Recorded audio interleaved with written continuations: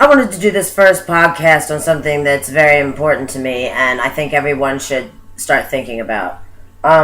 Yes, Big Sis is following our every keystroke on the internet, looking at what we post on Facebook, looking at what videos we look at on YouTube, looking at our Netflix account probably, and what we watch on television, and our every text message, and our every phone call. And that scares some people because of, especially people involved in the movement and who say things that are blatantly anti-state. Yes, they may be watching. They may very well be. They like to have everything under control. And, they tell the public it's to keep them safe. We all know what it's for. It's to keep them safe from us. But I don't want you to be scared.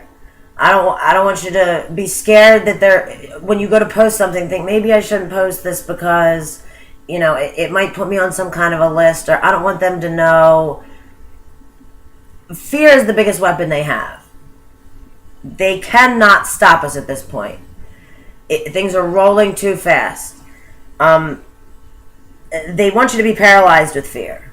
They want you to think to yourself, God, if I post this, I might get, put in a FEMA camp or whatever.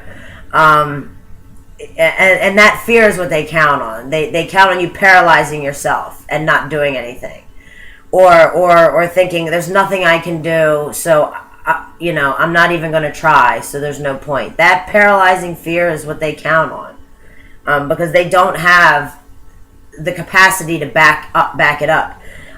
There's too many of us. They can't get us all, and if they get some high profile people, that'll make things a whole lot worse. And I don't think I need to say how much worse things will get if that happens. If people start disappearing or getting locked up, they don't want to get that draconian, because then that puts them out there and makes them look bad to the public. And there's only so many of us they can make look bad. Like, the FBI talks some little young Occupy kid into saying he's going to blow something up, and they can make that cruddy little anarchist look like a bad guy to scare the public. But not all of us are like that. Not all of us look like that. A lot of us are much more well-spoken and much more intelligent, and some of us look like normal people. I may not be one of them, but, they can't lock everybody up. They can't without looking really bad. They'd have to go into full fascism, totalitarianism mode in order to make that work, and I don't think they want to go there quite yet. Be proud.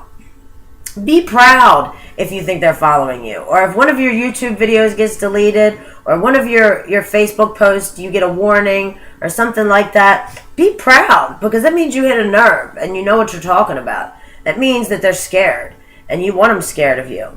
You want them on their toes, and you want to know that you're saying the right things and doing the right things. If you were just doing something that was useless and not going to make a difference, they wouldn't be scared.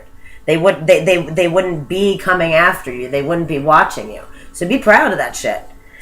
It lends credibility to what you're saying, too.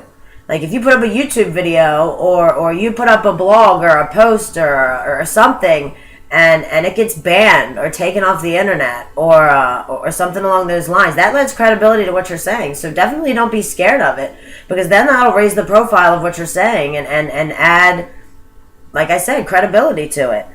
I'd be worried if they weren't concerned about what we were doing. Like, if they weren't concerned, that would show me that we weren't doing something right. That they weren't afraid of what we were doing because it wasn't going to be effective. So it's because we're being effective that they're so concerned. They see what's going on.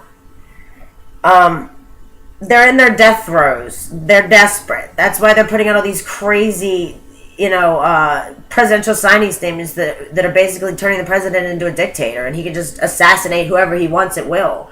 And, the leaked military documents that said that they were going to have some sort of way to rehabilitate and re-educate political prisoners and things like this. And it's no joke. Like, they're in their death throes. They're desperate. They know that there's a few of them and there's a lot of us. And with the internet, more and more people are waking up. That's why they're trying to shut down the internet. Because people aren't getting their information from the news anymore. They're getting it from alternative media sources. From YouTube videos, from blogs, from from other sites. They're not getting them from the mainstream media, so they can't control the flow of information anymore. So they're getting desperate and they're throwing out everything they can. That's why they tried 5 times, I think it was, this year to get the internet regulated.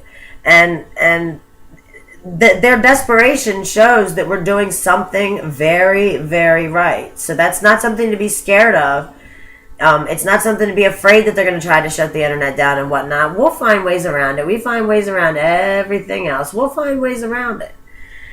And the government can't do anything right. We all know this. They're incompetent at everything they do. They're incapable of providing any sort of service that's functional. So even if they are watching us and trying to build databases on us and figure out what to do with us, it's going to be dysfunctional. They're not going to be good at it. They can't accomplish anything. We all know this. They're horrible at what they do. So it's all based on fear. They want us to be scared that they can do something that they're totally incapable of doing, unless they literally drop the military on us and go martial law crazy on us. That's pretty much the only thing they can do. And they're trying really hard to not have to do that. And if they do that, then it's on. Then it'll be obvious to everyone and not just us. And the shit will hit the fan.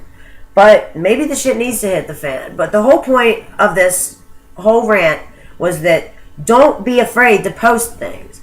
Don't be afraid to say what you want to say because you're afraid that that's going to put you on a list, or you're afraid that that's going to make them watch you. Let them watch you. Say things you want them to hear. Talk specifically to them. Talk to the cops. Do a whole blog, which I probably will later, or a video about how the cops should be on our side. We're not against you guys. We're against the people telling you what to do. And talk to them about the Oath Keepers. If you think they're watching you, then give them something to watch. You know what I'm saying? So that's the first blog for now, or video, whatever you want to call it. So look forward to more, and I hope to see y'all. Like, subscribe, all that stuff, and I'll be seeing y'all around. Peace.